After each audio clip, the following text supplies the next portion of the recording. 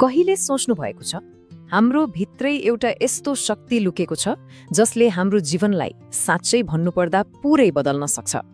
आज हामी doctor Joseph मर्फीको चर्चित पुस्तक the power of your subconscious माइन्डको आधारमा यही शक्तिको रहस्य खोल्दैछौँ।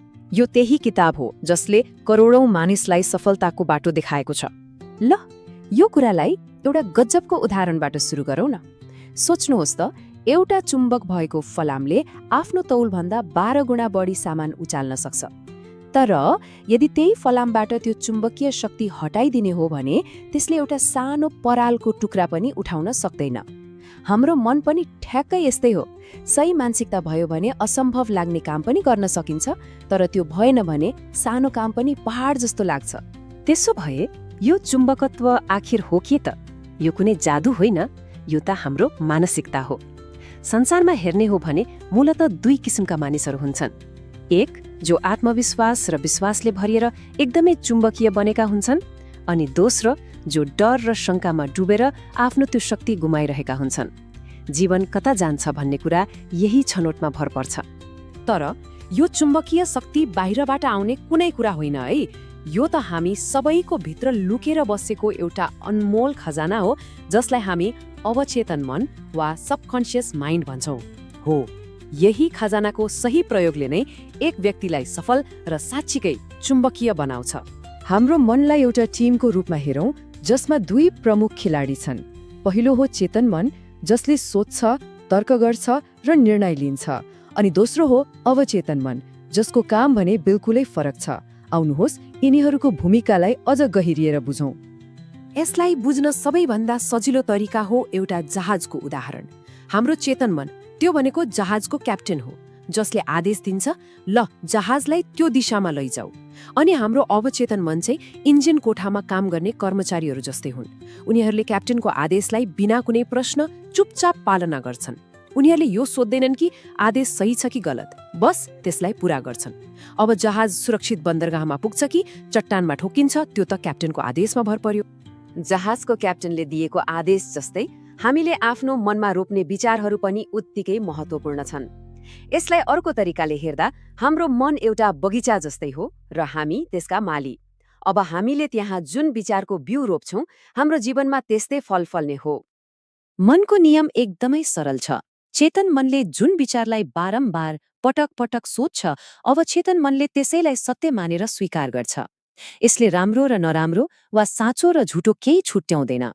यो त एउटा मलिलो माटो जस्तै हो, जहाँ तपाईले सुन्दर फूल रोप्नुभयो भने पनि उम्रिन्छ, अनि विषालु झार रोप्नुभयो भने पनि मज्जाले उम्रिन्छ।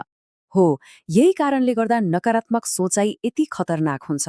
जब हामी बारम्बार म यो किन्न सक्दिनँ वा यो त साह्रै गाह्रो छ जस्ता कुराहरू मनमा खेलाइरहन्छौँ, हामीले थाहै नपाई आफ्नो अवचेतन मनलाई त्यस्तै आदेश दिइरहेका हुन्छौँ।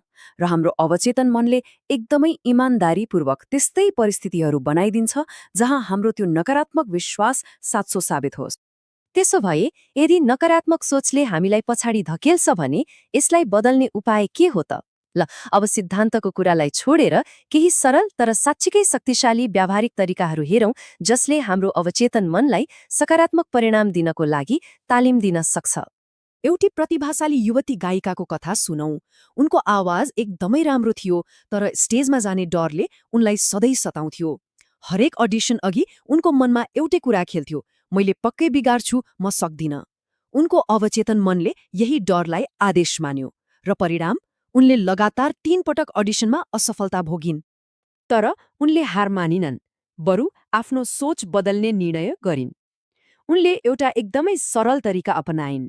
दिनको 3 पटक एउटा शान्त कोठामा बस्ने, शरीर र मनलाई पुरै आराम दिने र आँखा चिम्लेर आत्मविश्वासका साथ यो वाक्य दोहोर्याउने, मेरो आवाज एकदमै सुरिलो छ, म धेरै सुन्दर तरिकाले गाउन सक्छु।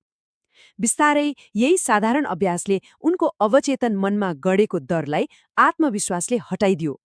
यस्ता सकारात्मक विचारहरू रोप्नको लागि सबैभन्दा उत्तम समय कहिले हो त? त्यो हो राति सुत्नुभन्दा ठिक अगाडि र बिहान उठ्ने बित्तिकै। किनभने यी दुई समयमा हाम्रो तर्क गर्ने चेतन मन, हाम्रो गेटकिपर, लगभग सुतेको जस्तै हुन्छ, र त्यही बेला अवचेतन मनको ढोका नयाँ सुझावहरूका लागि सबैभन्दा धेरै खुल्ला रहन्छ। अब धन र समृद्धिको कुरा गरौँ। यसको लागि पनि एउटा सरल अभ्यास छ। हरेक दिन केवल 5 मिनेटको लागि शान्त भएर बस्नुहोस् र 2वटा शब्दमा मात्र ध्यान केन्द्रित गर्नुहोस्, धन र सफलता। तर यी शब्दहरूलाई केवल रट्ने होइन, बरु तिनीहरूसँग जोडिएको भावनालाई महसुस गर्नुहोस्। यसो गर्दा तपाईँको अवचेतन मनले बिस्तारै समृद्धि र सफलताको तरङ्गलाई आफूतर्फ आकर्षित गर्न थाल्छ। धेरैजसो मानिसको पैसासँगको सम्बन्ध नै नकारात्मक हुन्छ र समस्याको जड नै यही हो। यो सम्बन्ध सुधार्न यस्ता कथनहरू प्रयोग गर्न सकिन्छन्। म पैसालाई मन पराउँछु, माया गर्छु र यसको सदुपयोग गर्छु।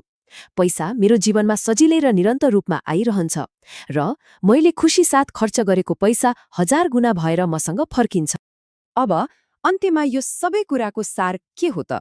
सबैभन्दा महत्त्वपूर्ण सन्देश यो हो कि हामी आफ्नो भाग्यको निर्माता आफै हौं।